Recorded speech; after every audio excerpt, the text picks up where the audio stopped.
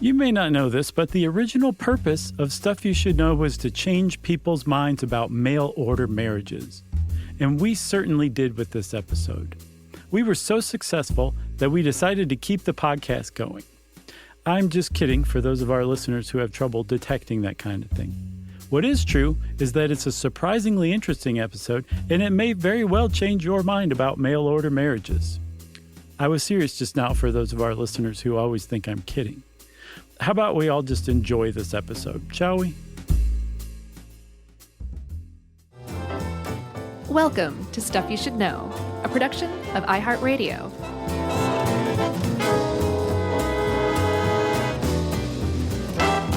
Hey, and welcome to the podcast. I'm Josh, and there's Chuck, and Jerry's here too. And this is Stuff You Should Know about mail-order marriages.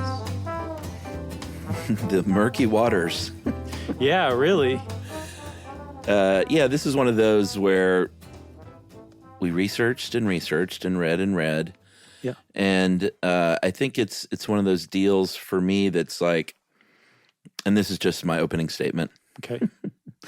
Where it can be a positive thing, like a dating service in some ways. Mm-hmm. But there is certainly a darker side to the whole situation. I already know how you feel about it, and I feel like it's coming through clearly.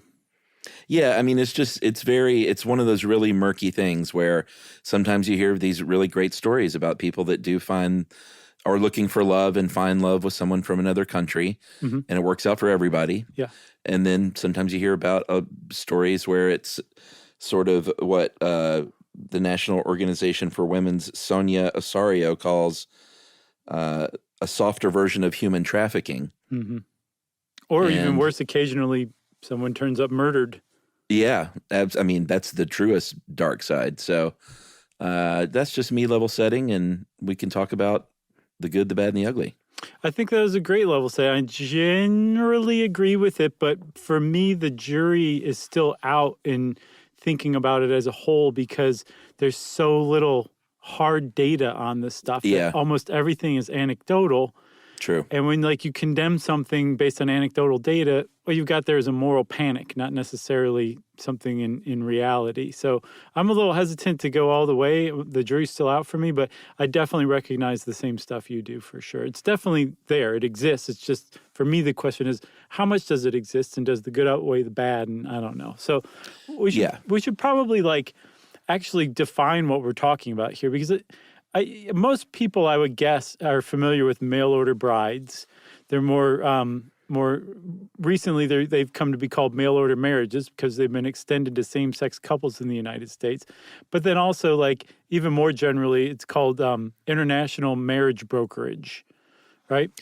Yeah, I mean, there's a full industry built around this with thousands of websites and agencies that are brokering these marriages. And from looking into it, it seems like there are some really above-board ones mm-hmm. that kind of act like an international dating service in some ways, where they group, match like people together.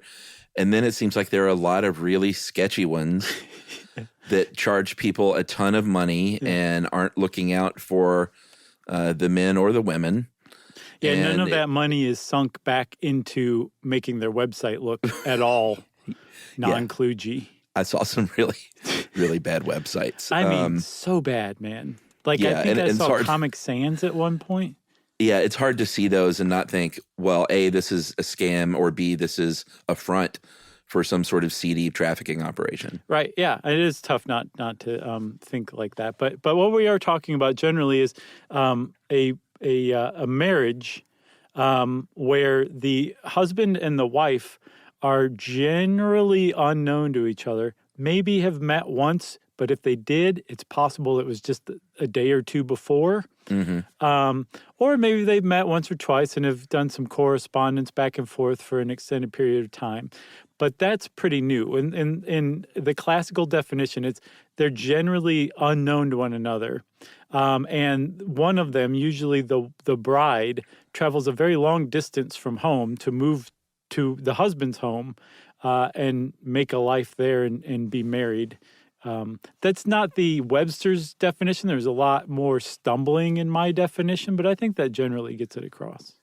Yeah, and the kind of the classic thing that you think of is lonely American man who has a little bit of money in his 40s or 50s, can't find American woman, and ends up getting a young, beautiful young Ukrainian woman who doesn't speak much English and would love to live in the United States and fall in love with an American man. And that's sort of, and of course it happens from all countries, but a lot of times you think of Russia and the Ukraine, or maybe in Southeast Asia or something like that. That is sort of, I feel like when people say that term, most people, that's probably what pops into their head. Yeah, or I think you're being rather generous. I think a lot of people would be like, some sad sack who can't find a woman in America has to go look elsewhere to get really judgy about it. And I think people are really judgy about mail order marriages. I think there's a long standing tradition in the United States of considering people who go outside the traditional channels of marriage and basically take it into their own hands, like through mail order marriage, they're very much judged harshly and criticized. Maybe fairly, maybe not. But I think there's another component too, especially these days, is that the men who are looking for women, for mail order brides, are also dominant, domineering, possibly abusive, and they're looking for docile women who will do whatever they say because they're the husband. So they have to go to other cultures where that might be more prevalent and where they can select from women who might respond to that kind of thing a lot better than an American woman who wouldn't put up with his guff. Yeah, I mean, that is certainly a part of what happens sometimes. And some of these agencies promote that, the submissive nature. There was one that literally said that these young women are, quote, unspoiled by feminism. And you have potential homemaking savings of $150 a week because you're essentially getting a, sort of a live-in domestic servant. Good Lord. So, that's the underbelly and the dark side. But I did find some that do seem very above board, and people that do genuinely look like they're looking for love and have struck out at home. So they're looking elsewhere. Yeah. So I said, Chuck, and we should also say one other thing too, it's a pretty well-known thing in America. It's not like on everybody's lips. You don't hear it in every monologue on the late night talk shows or anything like that. But generally people in America are familiar and know about mail order marriages. But it turns out it's even bigger in other countries, like Taiwan and South Korea have huge mail order marriage industries that may even dwarf the United States. And it's pretty, I don't want to say it's huge in the United States, but it's not like just some small sliver of an arcane group of people. It's bigger than you'd think, but it's even bigger in some other Asian countries as well.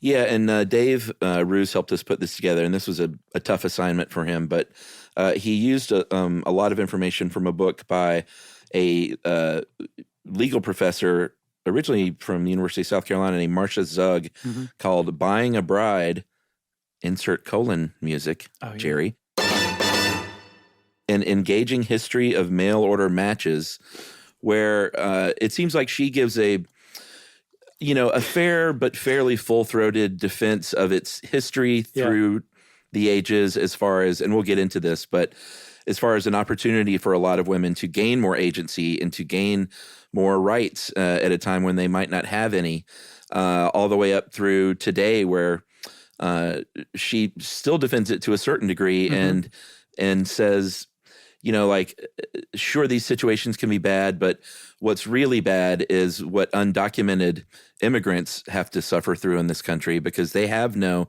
legal rights. They can't go to the police.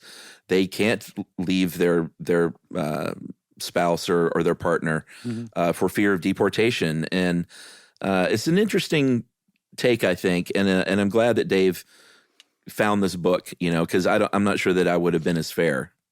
Yeah. No, she definitely I get the impression that she is defensive on behalf of the industry just because of how mistreated it's been, and in her opinion, unfairly in large part.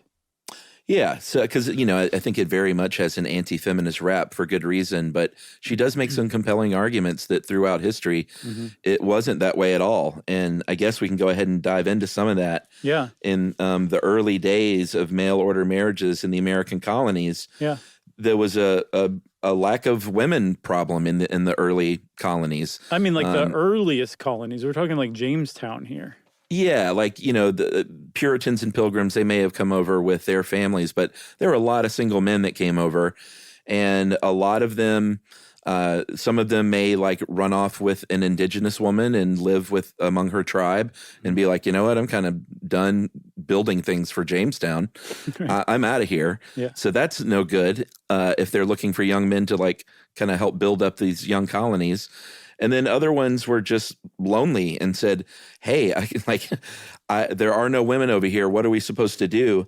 So very early on, they started sort of advertising and bringing women, supposedly volunteers over who wanted to come to the colonies and sort of have maybe even more rights than they had back home. Yeah, and this is a really good example of kind of like a thread that ran through the first couple centuries of America's founding, which was government sanctioned and supported mail order marriages in order to help build more stable communities, right? So Right. the legislatures did things like create laws that made it more attractive for a woman to become a mail order bride in this area. Like apparently in England, if you became a widow, you got a third of the estate, and that was it. And in places like Virginia and I think Maryland as well, they set up laws that basically said, hey, you're going to keep a lot more than that. You can run your own business afterward. Like being a widow's going to rock. And did we mention also, the men are dropping dead like flies over here.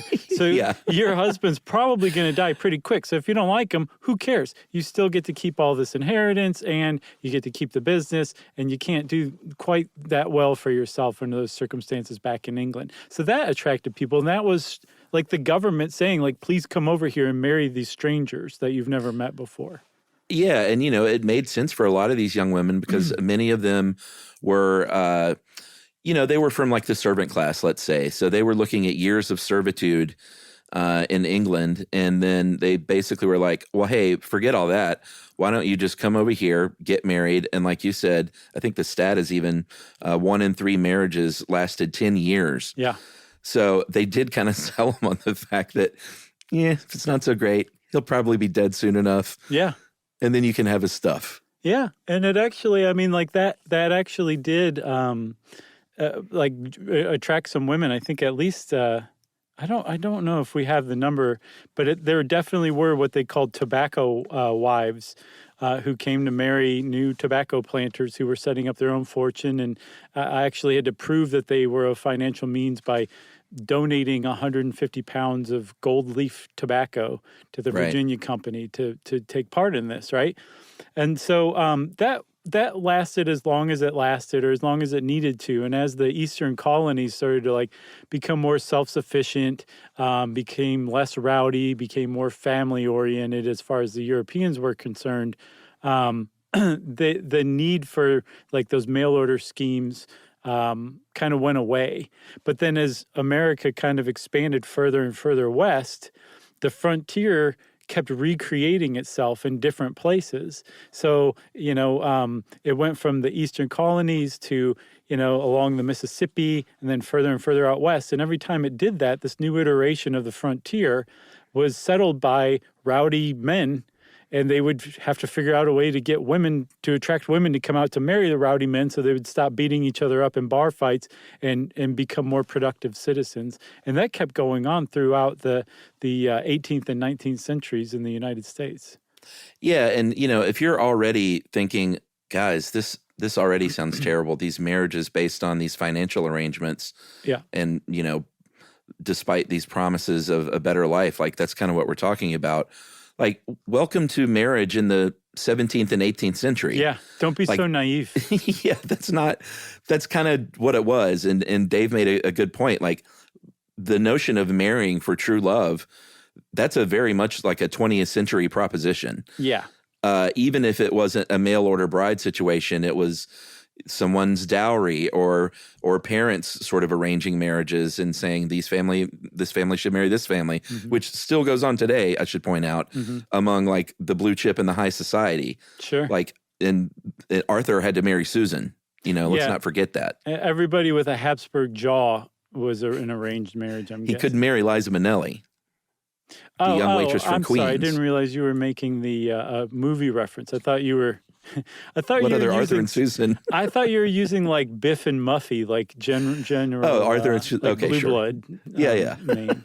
I got it now. I got it. But the point is that marriage was a financial arrangement many and most times back then. I'm not saying no one ever married because they were in love. I'm sure that happened.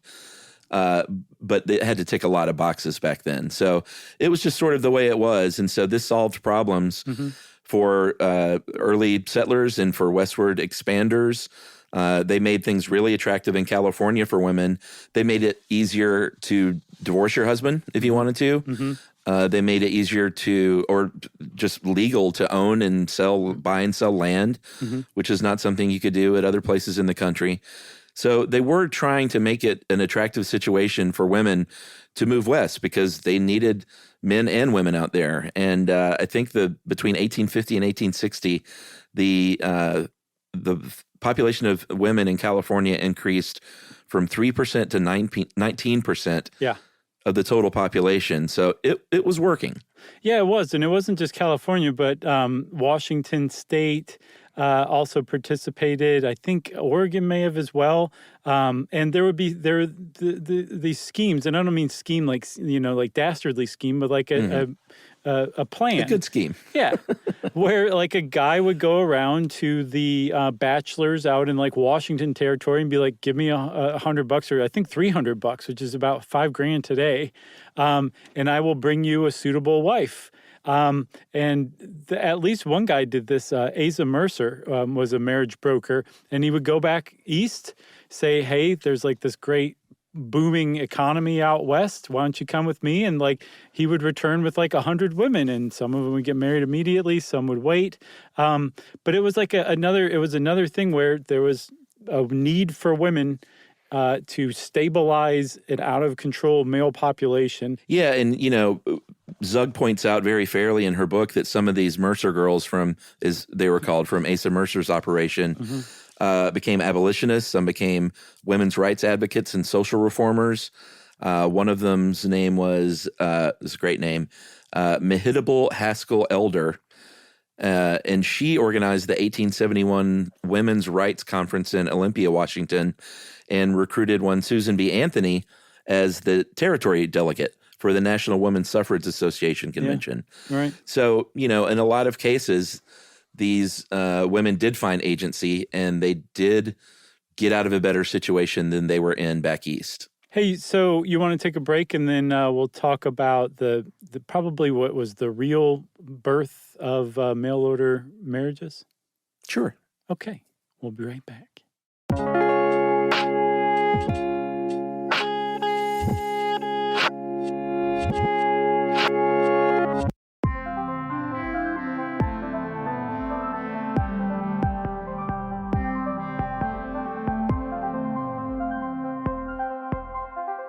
All right, Chuck. So we've been talking to this point about basically like government-sanctioned schemes to kind of stabilize male populations. There was also at the same time, beginning in the 19th century, I think starting in England, actually in the 18th century, that was kind of simultaneously unfolding. And that was the matrimonial advertisement industry, which to me is like the real birth of the mail order marriage industry that we understand today. But it was basically the personal ads. Yeah, it was the birth of personal ads, the birth of dating services. It's really interesting in that women would put ads in London and then later on in the United States, ads in the paper, basically saying, hi, this is who I am. This is what I'm looking for. I mean, much like you would see these days in like a dating profile. And it was a way for them to, to take some agency over avoiding the arranged marriage that their parents had set up for them and maybe get a little bit of choice of suitors. Right. And I mean, like that is like taking control of your own marriage prospects. And it was, I guess radical is probably a pretty good word, but it picked up, it caught on, especially in the U.S. By the end of the 19th century, it really started to catch on to where there were like magazines that were like dedicated just to matrimonial advertisements, right? Yeah. Like there was the matrimonial news, which is actually the most straight ahead of all of them. Yeah, I like Cupid's Messenger. That sounds like a cute one. What about Heart and Hand? Heart and Hand. And then to me, this one, I guess they were just trying to play it really safe. The Standard Correspondence Club. Right. Good day to you. Right. Exactly. So, so these things were like kind of popular by the end of the 19th century. But then it's like you said earlier, the by the end of the 19th century, the beginning of the 20th century, our ideas about what constituted marriage or the reasons for marriage had transitioned from financial arrangements into love in America, right? Mm-hmm. And so there was simultaneously a popularity of matrimonial advertisements and people taking control of their own marriage prospects. And at the same time, a criticism and a like society generally looking down upon people who did that kind of thing. So there would be stories in the paper of people like sad sack bachelors or lonely heart widows getting conned or swindled or getting catfished, basically is what you'd call it today. And people love to read that kind of stuff and laugh at their misfortune and look down on these people. And that's where like the root of what people still do today to the mail order marriage industry, at least in America, really finds its roots in the 20th century. Yeah, and this is when things started transitioning to overseas, when American men started bringing in women from foreign countries. Mm-hmm. And I think that's when it became a bit more of an industry. And this is when Congress got kind of full-on racist in trying to control this thing. Yeah. Because there was, there were women saying, I don't want these women coming into our country and disrupting our feminist agenda that we're trying to push. Right. There were men saying, we don't want this people from China or Japan coming in here, and they can have babies once a year, and there were senators literally saying these things. Yeah. And so they would enact laws like, we're going to be overrun basically. So they would enact laws like the Chinese Exclusion Act of 1882 to ban Chinese immigration. There was a loophole for Japan with the 1907 Gentleman's Agreement, which basically said that a Japanese woman and their kids could come over if they were married. Mm-hmm. So there were Japanese single men already in the United States that immigrated over here that would get married sight unseen from like a catalog, basically, mm-hmm. in order to gain immigration status for the Japanese women. And then that ultimately got shut down in 1924 with the Immigration Act, and they just said no Japanese immigration of any kind now after that. So there was a huge anti-Asian thread from the late 19th century and the early 20th century based on immigration, and a lot of that kind of centered on mail-order marriages.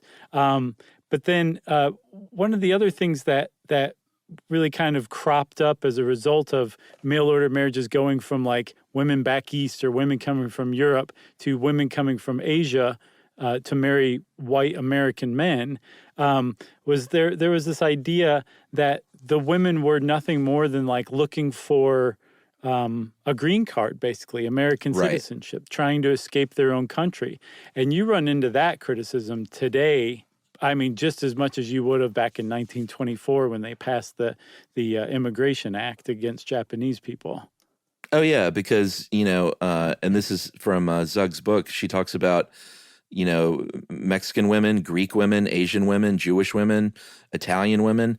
They were much more likely to be deported under an LPC charge, which is a person that is likely to become a public charge, basically, like to come over and sort of live off the government.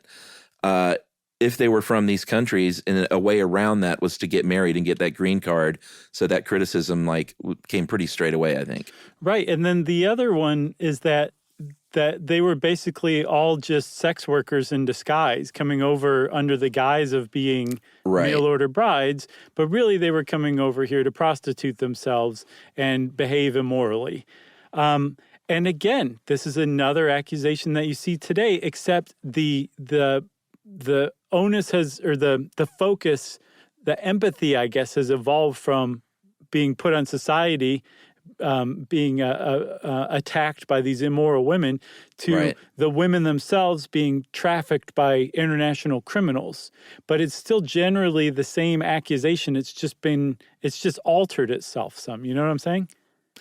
Yeah. Yeah, absolutely. And, that sort of anti-feminist charge from American women saying that, these women from other countries are coming over here and they do whatever their husbands tell them, and this is setting us back.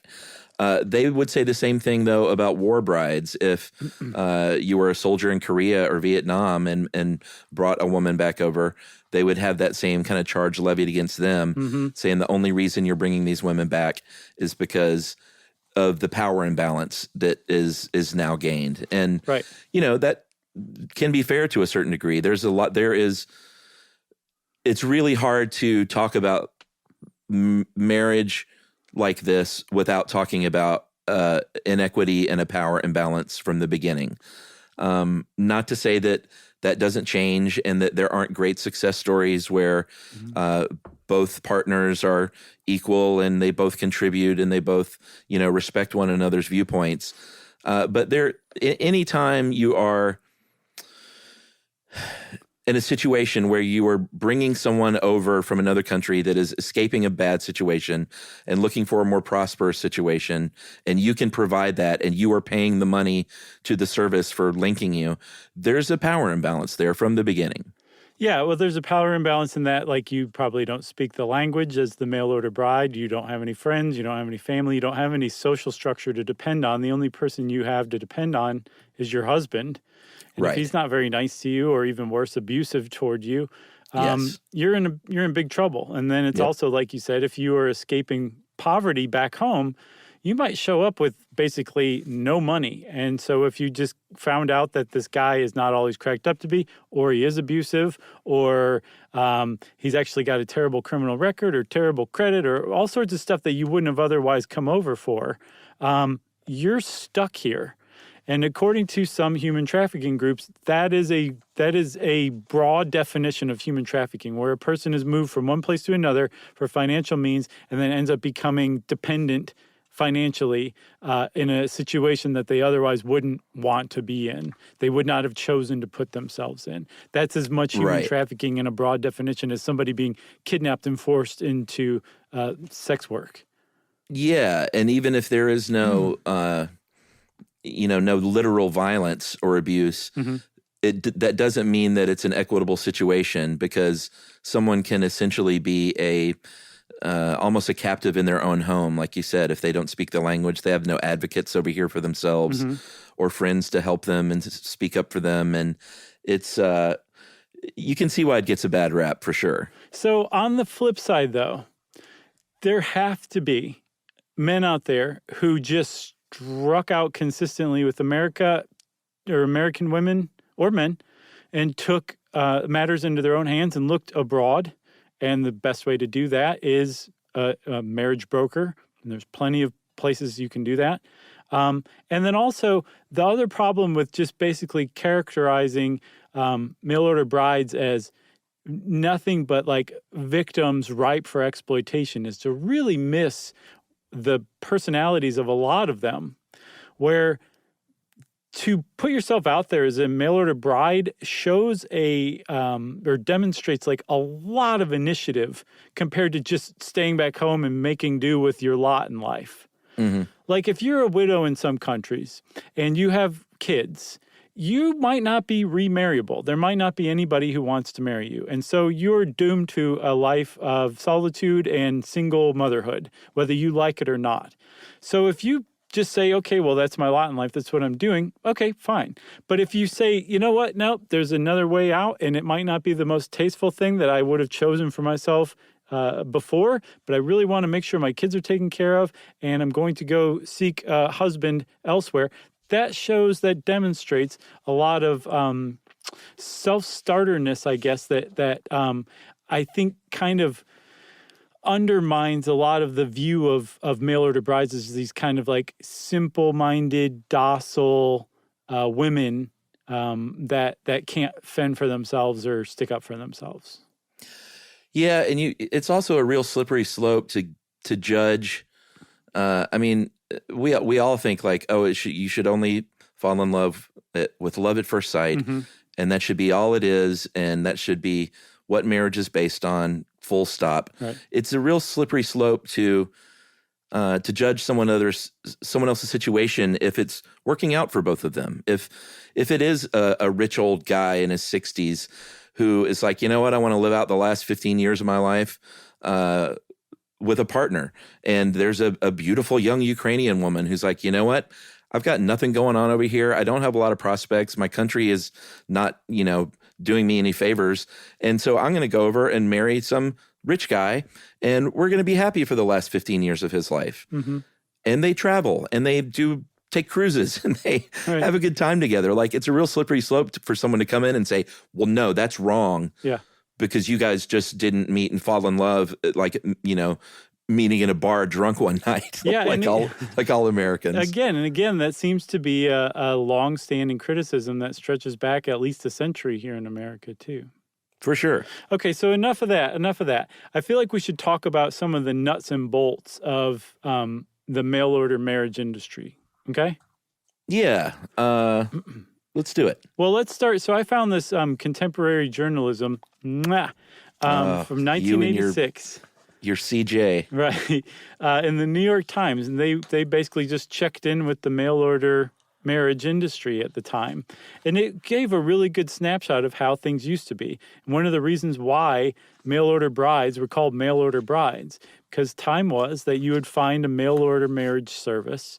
You would subscribe to that service. The New York Times says anywhere between $50 to $500 a year. And a month.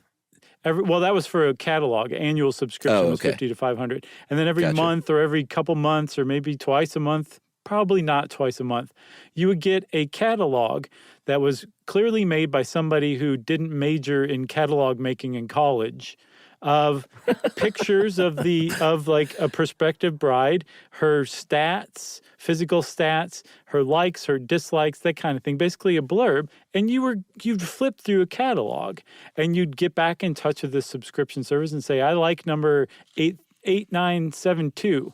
And I also like 3755, and you just give them a list of women that you wanted them to reach out to on your behalf, and all of a sudden you would start exchanging letters. Little by little, you would narrow down the women that you were talking to, and then you would eventually probably go over and meet one, and maybe in that trip marry them, like have your wedding like that the day you meet them or the day after you met them. And that was pretty standard for the 70s and 80s as far as mail order goes, and I think into the 90s as well.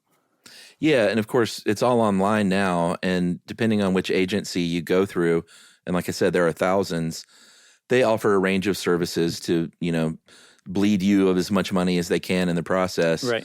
Whether it's subscription fees or we'll write your first letters for you and translate them for a fee. Right. Or if you want to video chat or have phone calls, we can arrange that for a fee. Yeah. Everything has a fee. I think this one, and this is from an Anti-Trafficking International website article, they said that estimates show people spend about $6,000 to $10,000. Each client spends about $6,000 to $10,000. Yeah. And I think this is for, the, I guess, more high-end, more reputable ones. I think some of those places are happy if they get like $500 out of you and then you leave. Well, I think you can be like a skinflint husband and just do it strictly online and then go meet them and marry them. But there are ones that offer like tours for like $5,000, right, which depending on the country may or may not be legal. Where you, like if you went to Vietnam, it would be illegal. In Vietnam, mail order marriages, the whole industry's illegal, but it's also rampant there. Right. and there are like whole hotels where a woman goes and stays, and then tours of like guys from Taiwan or South Korea or the United States come through and meet them. And I think human trafficking people are like, and do God knows what else for Right. money. And if you hit it off with one, maybe you like start talking to them a little more, or you marry them on the spot, that kind of thing. But there's tours you can go on. And depending on your view of the mail order marriage industry, it's either a tour where you're going and meeting a lot of prospective brides, or it's basically a sex tour to Vietnam. Right. And they also will do things where it's really hard to not read as a man sort of buying a woman, Right. where they say like, well, we'll put them up in this hotel and we'll have them go checked out by our doctors and our psychologists. They'll have a psychological evaluation, and all of this information will be sent to you, the man with the money, to make your decision on whether or not you're going to sort of pay for this bride. And it's really hard to look at that any other way than that. Like, you really got to stretch your mind. Yeah. But then you will read a story about a couple that are deeply in love for 20 years on, and who had kids in America and who had a great life together. And they were like, no, it was really more like an international dating service. And they just sort of matchmaked, or matchmated, made matched. Matchmaked. I love it. So it's like, it's just, I don't know if we've ever had a topic where I was so like, all right, well, this doesn't sound too bad, and like, oh my God, this sounds terrible. Yeah, I gotcha. Yeah, I can't remember. And that may be the industry, Yeah, I mean, I think it can be both those things. Yeah, it makes you, yes, and it surely is both of those things. Again, the question is one way more than the other? And if so, which way is it lopsided? And if so, do we need to like follow Vietnam's footsteps and outlaw the mail order marriage industry? You know what I'm saying? It's like, Sure. That may be a really big red flag. Like, why did Vietnam outlaw an entire industry that's totally like fine and legal here in the United States? Right. So, should we take a break? Yeah, I think we should take a break, and we'll talk about mail order marriages in the internet age, because things have changed a little bit. Yeah, and some of the laws. Yeah. Right? Right. All right, we'll be right back.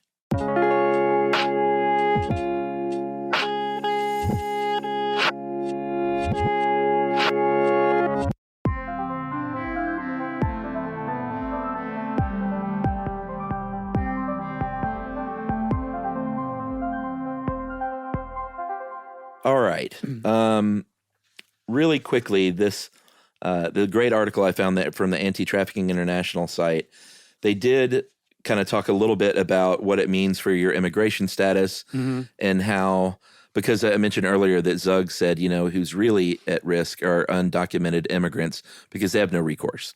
Right. But even if you do come over as a mail order bride, and here's basically what happens. The Immigration Marriage Fraud Amendment, which was enacted in 1986, is basically the husband will apply for a spouse or a fiance visa, and then the bride has to marry the husband within 3 months upon arrival in the U.S. So there's a 3-month sort of try it out period. Right. But the bride only has conditional resident status for 2 years. So in that 2-year period, at the end of which they have to apply jointly for her permanent status as a resident, in that conditional 2-year period, that is the dodgy territory where they're basically like, the bride is completely dependent on the husband. He holds all the cards. They're very vulnerable at this point. They may have linguistic isolation or cultural isolation. They may not have that social network that we were talking about, or be completely economically dependent on the husband. And they might be afraid that he'll be like, you know what? It's in that 2-year frame. I can still have you sent home. Right. So you better be nice. And this is basically where they're saying this is just sort of a softer version of trafficking. Right. Even though, and there is real trafficking attached to this, we're not talking about that. We're talking about women who do come over voluntarily. Right. But they still see that as a sort of a softer version of that. So, and that power dynamic, and the one where you mentioned where the men were supplied with all the information, where the mail order brides had basically none about the men, That's changed in the last few years thanks Yeah. to the internet and thanks to things like video chat and texting and Facebook and Skype. And now women are able, just through the simple tools of the internet, to be much more discerning and discriminating in the men they choose. It's not just like, I'm going to put myself in a catalog and cross my fingers. They're putting themselves out there much more, at least ones that are members of legitimate mail order marriage brokerages, right? Yeah, and there were very sadly a couple of high profile murders leading up to the International Marriage Broker Regulation Act in 2005. And this is where things really kind of changed as far as at least trying to help adjust that power dynamic, in that if you are a legitimate brokerage agency, you're required to provide these women with a lot of information now about the men, whether or not they're on state or national sex offender registries, background on their like financials. Yeah. They're given information on domestic violence and like what that looks like, and how to go to the police and stuff like that, and that you can do stuff like that. Yeah. Arrest history, marital history, residence history, if they have kids, That's a big all one. kinds of stuff now that these agencies have to provide about the men for the women. Yeah. And so people who are like, hey, that's not cool, man. If you were an American woman just dating an American man, you wouldn't have access to that kind of information. Right. That's really invasive. It is true. It's also almost basically a straw man argument, because an American woman is not going to be in the kind of isolated, completely dependent situation that a mail order bride's going to be in. And so the mail order bride needs a lot more safeguards than just an average American woman's going to need. So nice try, but that argument doesn't hold water at all. Yeah, I agree. You talked earlier at the beginning about a lack of data and statistics. They don't even really know how often this is happening, much less how many are successful and how many times they end like poorly or in abuse and things like that. There are a few numbers out there. I think how do you pronounce that? I want to say Tahiri Justice Center. They estimate between 11,000 and 16,000 women immigrate each year through a marriage broker. The INS has it more like 4,000 to 6,000. So you kind of can't really tell how much this is even going on. So it's really hard to, like you said, if you don't have the data for noobs like us, it's kind of hard to form a hard opinion. Right, but it's not just noobs like us who don't have the data. Like, no one has the data. So it's like, no one can form a hard opinion. And if in that case, you have to treat it on like a case-by-case basis. And like, if you have nothing but anecdotal data or evidence, you can't just say like, yes, the mail order marriage industry is just a front for human trafficking and sex trafficking. That is a moral panic that you've just started right there. So we have to go out and get the data. But at the same time, that doesn't mean you can't simultaneously offer support to women who might be suffering from that. Like, what if it turns out to be true? Like, yeah, it's all just a big front for human trafficking and these women need help. Roll out the red carpet, like get those services broadcast, like figure out how to get them help if they need it, and see if anybody comes out of the woodwork in the meantime while you're conducting those studies to come up with that data one way or another. Can't hurt. It's just money. And that's a pretty good thing to spend money on, if you ask me. Yeah, I agree. There are some studies that show spousal abuse rates are about 3 times higher, but this is just for immigrant women married to U.S. husbands. I think that includes all immigrant women. I don't think it's just mail order situations. That's right. So that's data that doesn't exactly help, but it does shine a light on that power dynamic as a whole, I think.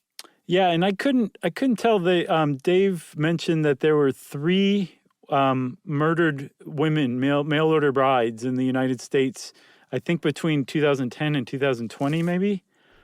And if using the high number that the Tahiri Justice Center uses for how many came over every year. You get 160,000 of them.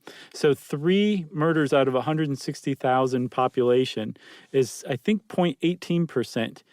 But out of all the married women in America, it's like 64 million married women, 17,250 on average died, but were murdered by their partner in that same time, which is 2.6%.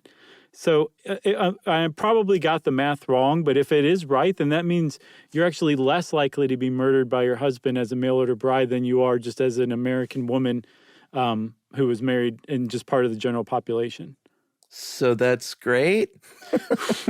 Right. That's one of those stats you can't feel good about. No, exactly. That is an excellent point for sure, Chuck. I mean, I think I saw where you're going for sure. It shines a light that we need to basically do away with spousal murder. I think we can all get behind that, right? Yeah. What it does though, again, is it makes you think maybe let's concentrate on the real problems. Right. And if that's not, if the mail order bride situation isn't the real problem, then we just, and we all know this, but we have a real domestic violence problem in this country anyway. Yeah, it's the same thing. What was the last one we talked about? Oh, the stranger danger, where it was like, oh no, actually, your cousin is going to like rape and murder you way more frequently than just some strangers. But let's all concentrate on the stranger. Right. Your spouse is possibly going to murder you, but let's ignore that and concentrate on mail order brides being murdered instead, even if it's just a much less of a chance. Like that's the definition of a moral panic, and you got to sort those out because they obfuscate important things.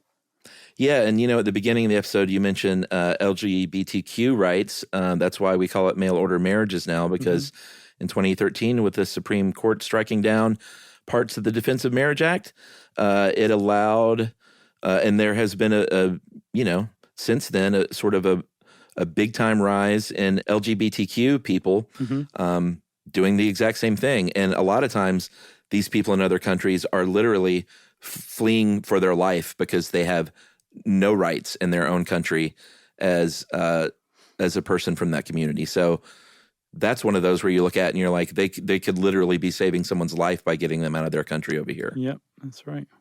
And men do it too. I saw there was I was curious about mail order husbands and if that was even a thing. And apparently Ireland in recent years has got some of this going on where these Irish men are putting themselves out there and saying, hey, I'm a strapping young Irish man, and I'm happy to come marry you and live in your country. Very nice. It's a thing in Ireland. Did not know that. I had no idea either, but leave it to Ireland to just try something new. So good for you, Ireland. Good for you. You got anything else on mail order marriages? I got nothing else. I can take off my roller skates now. This one was... There was danger at every turn. I thought you did great. I thought we did great. It's good. I'm pretty sure. Oh, God, I hope so. Well, if you want to know more about mail order marriages, go check it out and see what you think for yourself. Don't take our words for it. And since I said don't take our words for it, it's time for listener mail. Listener mail, this is a sad case, so a bit of a trigger warning here, especially if you lost a family member to COVID, but I had a back and forth with this gentleman, and he really felt strongly about reading this on the air in the name of getting people vaccinated. Hey guys, haven't written in quite some time. Been listening since 2008. You've been around for so many personal milestones, even though we've never met. Even though I did ask you the best question ever at your live show in Phoenix. My father taught me how to play guitar. I've been playing for nearly 30 years because of his influence. There's never been a question of Gibson or Fender in my family. It's always been clear we're a Fender family. He played a Strat and I played a Tele. This last Tuesday, I said goodbye to my father. COVID had done its job and completely overtaken his body. After he passed later that day, I went into my truck and took a few minutes and decided I needed some Josh and Chuck to get my mind off of things. And I was absolutely shocked. On that day, Leo Fender and Les Paul came through in my feed. Nice. My father and I did not have anything we bonded over more than our love of music and playing guitar, an affinity for Fender, and a dislike of all things Gibson. Sorry, Chuck. There could not have been a more perfect topic to help me through one of the hardest days of my life. I look forward to someday when I might be able to shake your hands after a good hand washing and sanitization. And just thank you for being with me through so many good days and so many bad days. And he included a song that he gave his father that he wrote for him. That's great. And this is from Eddie. And Eddie said, please read this on the air. He said, my mother decided to get vaccinated because of this, and they were not vaccinated. And he said, just please send the message out to people that it can happen to you and your family, and just go out there and get that vaccination already. Thanks for that, Eddie. And definitely our condolences on your father's passing. I'm really sorry to hear that. But I'm glad we could bring you a little measure of comfort at a terrible time. So thank you for letting us know about that. And also thank you for telling everybody to get vaccinated, because that's a pretty good thing to use your position for. So I think, like Eddie said, go get vaccinated. Yeah, we said it. Go get vaccinated. Okay? Okay. Agreed. And in the meantime, if you want to get in touch with us, you can send us an email to stuffpodcast@iheartradio.com. Stuff You Should Know is a production of iHeartRadio. For more podcasts from iHeartRadio, visit the iHeartRadio app, Apple Podcasts, or wherever you listen to your favorite shows.